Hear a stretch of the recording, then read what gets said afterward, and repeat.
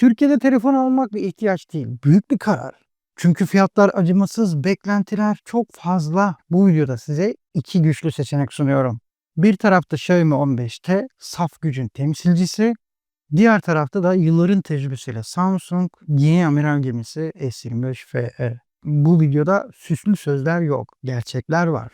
Çünkü rakamlar övünür, deneyim karar verir. Hazırsak başlıyoruz.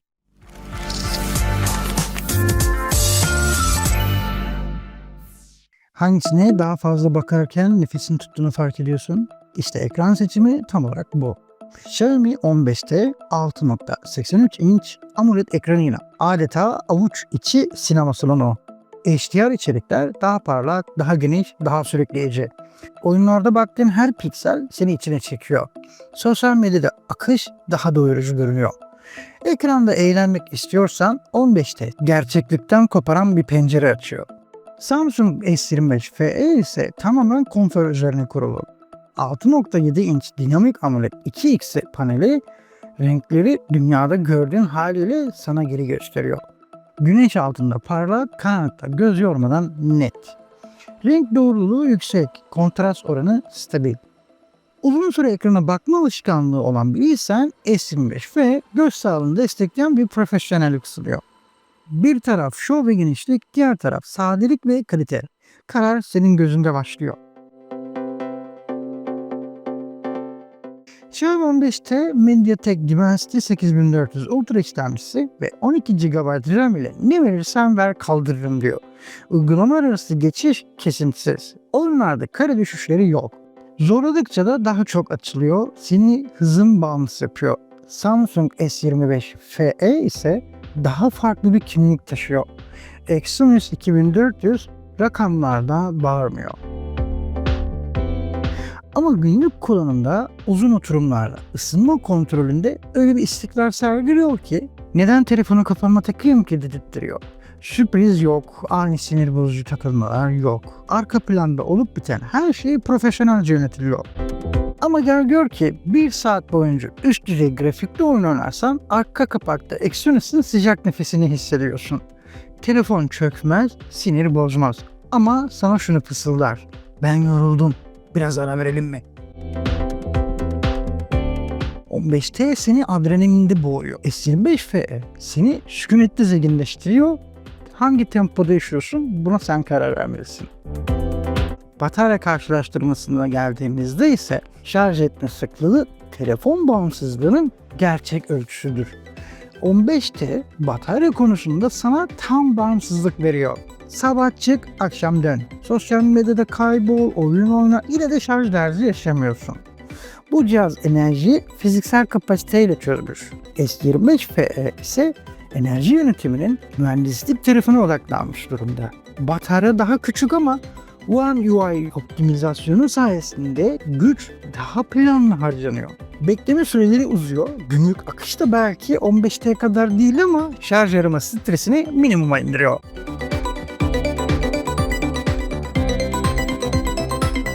S25T seni sınırsız gibi hissettiriyor. S25 FE ise planlı fakat hep yanında dedirtiyor. Ve asıl fark burada ortaya çıkıyor.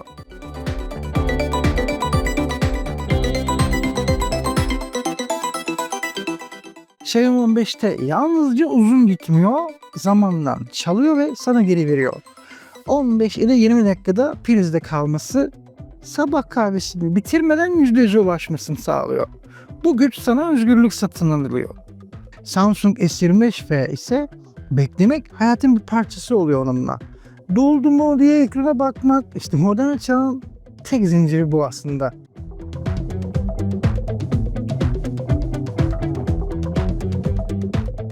Kamera kısmında ise fotoğraf bir anın bölgesidir ya ve telefon kameralar artık bir bölgenin kalitesini belirliyor. Xiaomi 15'te özellikle gün ışığında güçlü sonuç veriyor. Detayda uygun, renkler agresif ve çekim sonrası zoom'da kalite kaybı daha geç başlıyor. Ama bu sensör ışığı seviyor, yani iyi ışık yoksa performans da düşüyor. S25 FE ise burada yılların kamera optimizasyonuyla parlıyor. HDR dengesi mükemmel, portre ayrımı güvenilir, video stabilizasyonu ise profesyonel. Ama şimdi donanım kısmında da tablo farklı elbette. Samsung uzaktaki bir nesneyi çekerken yapay zeka ile pikselleri daha iyiymiş gibi boyuyor. Xiaomi 15T ise optik telefoto lensini konuşturuyor. Gördüğünü gösterip saklamaz, uydurmaz. Biri gibi yapar, diğeri gerçekten görür. Bir fotoğraf çektin, arka plandaki çöp kutusu gözünü bozuyor. Yapay zeka devreye giriyor, sil, kadrajı düzelt, detaya iyileştir, gürültüyü azalt. Tek dokunuşla bunu yapabiliyorsun. Gece çektin, yüzün karanlık kaldı. Sıkıntı yok, yapay zeka ile bu yüz kaybolmasın diyerek detayı geri getiriyor. Yani Xiaomi sanat yapıyor, Samsung hatırayı garantiliyor. Yazılım tarafında ise sadece menü değil elbette yazılım. Kullanıcının yaşam tarzına uyum kabiliyetidir. Samsung'un One UI deneyimi yıllardır stabilite ve kullanıcı dostu felsefesiyle kendisini ispatlamış durumda. Animasyonlar yumuşak, menüler sade, ayarlar mantıklı ve artık bu deneyim Galaxy AI tarafından güçlendiriliyor. Telefon görüşmesinde gerçek zamanlı çeviri yaparken videodaki arka plan gürültüsünü tek dokunuşla temizleyebiliyor. Özetleyip sana ana fikri sunabiliyor. Mesaj yazarken ifade biçimini tek kaydırmayla değiştirebiliyorsun. Bu telefon yalnızca komutları uygulamıyor. Niyetini anlıyor, seni hızlandırıyor, seni yorumluyor. Xiaomi 15'te ise özgürlüğünü temsil ediyor. Sistemin her köşesini kişiselleştirebiliyorsun. Ama arayüz gücü seninle. Ama bu kadar özgürlük bazen seni yoruyor. Çünkü her detayı kontrol etmen gerekir. Samsung ben seninle yaşarım diyor. Xiaomi ise sen benimle oynarsın diyor. Bakın bir telefonun gerçek değeri üzerinden yıllar geçtiğinde belli olur. Samsung Galaxy S25 FE bu konuda güçlü bir duruş sergiliyor. Yazılım güncellemelerini zamanında veriyor ve güvenlik yamaları düzenli oluyor. Galaxy AI desteği sayesinde de cihaz sadece bugünün ihtiyaçlarını değil, geleceğin uygulamalarına da kendini hazırlıyor. 2 yıl sonra bile aynı hız deme ihtimali oldukça yüksek. Bu telefon zamana karşı yalnız değil. Arkasında koskoca Samsung'un yazılım ekibi var. Xiaomi 15T'nin ise uzun vadeli gücü donanımına dayanıyor. İşlemcisi belli, grafik performansı onu yıllar boyunca performanslı tutmaya aday. Fakat yaşlanmayı belirleyen şey yalnızca donanım değil, yazılımın bu gücü nasıl yöneteceği yani aslında. Xiaomi son yıllarda kararlılık konusunda önemli adımlar attı fakat Samsung kadar net ve bir uzun ömür güveni şu an için sunamıyor. Yani biri seni sakin ve güvenli taşıyor, diğeri seni dimdik ve güçlü taşıyor. Zaman kimi sever? Cevap senin kullanım tarzında gizli. Eğer teknoloji senin için ham güç ise oyun oynar, geniş ekran ister, yüksek performanstan vazgeçmezsen Xiaomi 15T senin telefonun arkadaşı. Eğer teknoloji senin için hayatı kolaylaştırmak ise kamera hep düzgün çalışsın, arayüz hatasız olsun, yapay zeka yardım etsin diyorsan S25 FE doğru seçim. Telefonu değil kendini seçiyorsun aslında.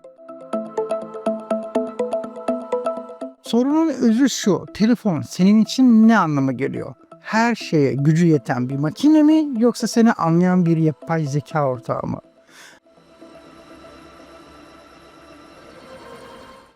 Xiaomi 15T seni özgür kılar.